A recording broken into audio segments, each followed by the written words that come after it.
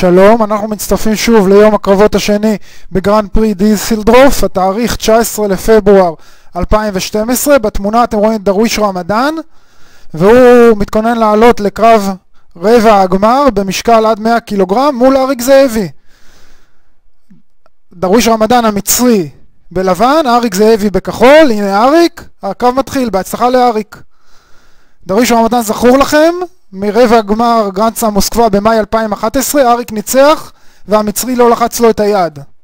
אז מעניין מה יהיה היום, אבל קודם כל יותר מעניין שאריק ינצח, כי הקרב הזה זה הקרב על המדליה. בטורנירי גרנד פרי אין בית ניחומים, מי שעולה לחצי הגמר מבטיח מדליה ונשאר לו רק להילחם על צבע המדליה. על כיסא המאמן מצד ימין של לוח התוצאות שני הרשקו, המאמן של אריק ומאמן נבחרת הנשים של ישראל בג'ודו. כמה ניסיונות לתרגילי רגל של דרוויש, אבל זה לא הולך לו, זה לא מזיז לאריק. אני רק מקווה שאריק לא יספוג שידו על זה, והשופטים לא מחליטים להעניש אותו. זה היה על גבול שטח המזרן, ועכשיו השופט מרגיע את המאמן המצרי. המאמן המצרי מקבל אזהרה. קדימה אריק. 50 שניות של קרב חלפו.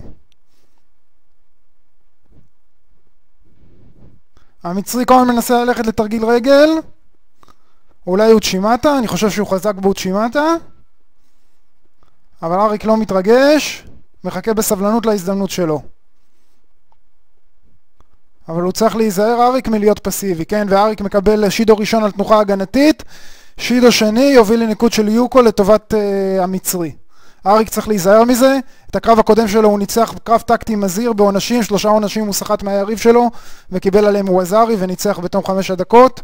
את הקרב הראשון היה קרב התקפי מצוין, 4 מהלכים, באחד הוא הוציא שידו מהיריב ובשלושה אחרים הוא הוציא ניקוד, פעמיים יוקו ופעם אחת טיפון. וקדימה אריק, להתעורר. בינתיים אריק קצת פסיבי וזה לא טוב כשיש שידו לחובתו. המצרי מנסה לתרגילי רגל, עכשיו ניסיון קטן של אריק וניסיון מהצד של המצרי, אבל הם לא מתרגשים. אריק צריך להיזהר מהפסיביות הזאת. ניסיון של אריק, אבל הוא לא צריך להשלים אותו, ועכשיו יפון סאונגה, אבל זה לא, אריק לא צריך להשלים את זה והוא מתגונן בקרקע. אריק מתגונן, המצרי יוזם אבל לא ממש ברעל ואין לזה תכלית, והקרב חוזר לעמדת המוצא. אתם יכולים לראות שני הרשקו נותן הוראות לאריק. קדימה אריק. 2 דקות ו52 שניות של קרב חלפו, קדימה. עדיין אין ניקוד על לוח התוצאות, שידו לחובת אריק. ניסיון לאוצ'ימטה של המצרי, אבל זה לא ממש רציני, אבל הוא גם דוחף את אריק החוצה, אני מקווה שזה לא יוביל לשידו נוסף. הפעם השופטים מוותרים. אריק צריך להתעורר, קדימה.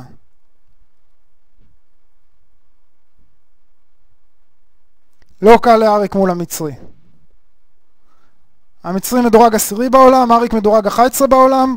שניהם נלחמים על להשיג דירוג בלונדון, להיות בין 8 המדורגים, כ8 המדורגים באולימפיאדה מופרדים בהגרלה, ולא נפגשים זה עם זה עד רבע הגמר. אז בנוסף פה לכבוד ולמדליה, יש נקודות על זה היה טוב, אבל לא מוביל לניקוד. אבל אריק מזהיר את המצרי, מראה לו מי בעל הבית. קדימה אריק. 2 דקות ו4 שניות לסיומו של הקרב. אריק ניסה משהו מתפרץ ועכשיו יפון סאונגה, אבל הוא מתגונן, זה לא הלך. אריק מתגונן בקרקע, נזהר מתרגיל נגד, קודם לפני הקרב קרקע.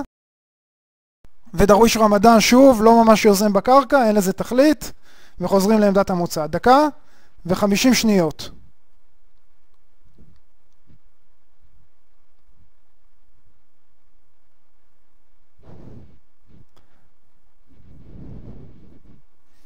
צעדי רדיפה המפורסמים של אריק. הוא צריך להיזהר לא לצאת מחוץ לשטח המזרן והוא לא יוצא, טוב מאוד. אבל מה השופט חושב על זה? הוא מעניש את אריק. עונש שני, אבל אריק לא יצא משטח המזרן, לא ברור, לא ברור. עונש שני לאריק, וזה יוקו למצרי. 1 דקה 24 לסוף, אריק צריך לחפש תרגיל בשביל להשוות את הקרב. למצרי אין עונשים, אריק צריך להוציא 2 עונשים בשביל להשוות או לעשות תרגיל. השידו השני לדעתי קצת מעורר מחלוקת שאריק קיבל, אבל זה לא פעם ראשונה שהוא מקבל על הצעדי רדיפה אלה שידו.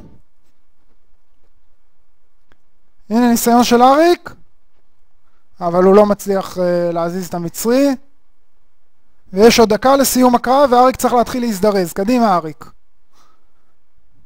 במהלך הזה אריק יותר אקטיבי, המצרי קצת פסיבי. עכשיו ניסיון של המצרי, אבל זה לא ממש מזיז לאריק.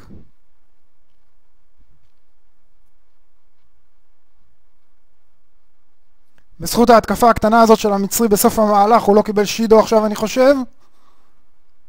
38 שניות, אריק יצטרך תרגיל, הוא לא יצליח להוציא 2 שידו מהמצרי. הוא חייב תרגיל בשביל להשוות או להפוך את הקרב. קדימה אריק. איזה תרגיל הקרבה של אריק, אבל הוא לא מצליח להפוך את המצרי. 27 שניות.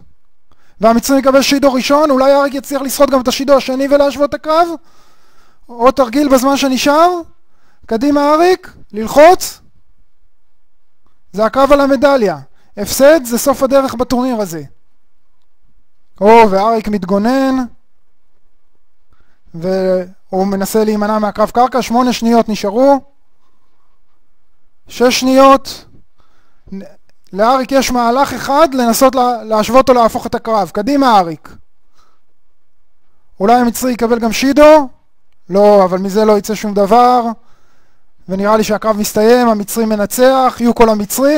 ועכשיו השאלה אם המצרי ילחץ את היד. בגרנד סלאם מוסקבה המצרי הפסיד ולא לחץ את היד.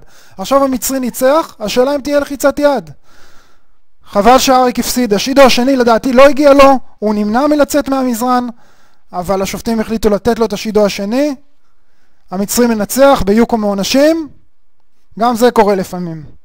והמצרי, לא, הנה אריק ניגש ללחוץ את היד, המצרי לא לוחץ לו את היד, מראה לו את הגב, לא יפה, המצרי גם כשהוא מנצח לא יודע להיות ספורטאי, פשוט בושה. בושה. זהו, ואני אאחל לאריק הרבה הצלחה בהמשך, הוא מסתפק במקום החמישי בטורניר הזה, ב-40 נקודות ברוטו בדירוג העולמי. לדעתי נטו זה לא יחשב לו בכלל, כי יש לו כבר תחרויות של 40 נקודות בין 5 תחרויות המוצלחות שלו. הוא צריך לחפש את הנקודות באליפות אירופה, בשביל להתברג בשמינייה הראשונה. חבל, אבל אני מאמין באריק. ההפסד הזה היה קצת בזכות השופטים, והוא מסוגל, ביום שהכל יתחבר, הוא מסוגל להביא מדליה מלונדון. אז בהצלחה באליפות אירופה ובלונדון, בהצלחה.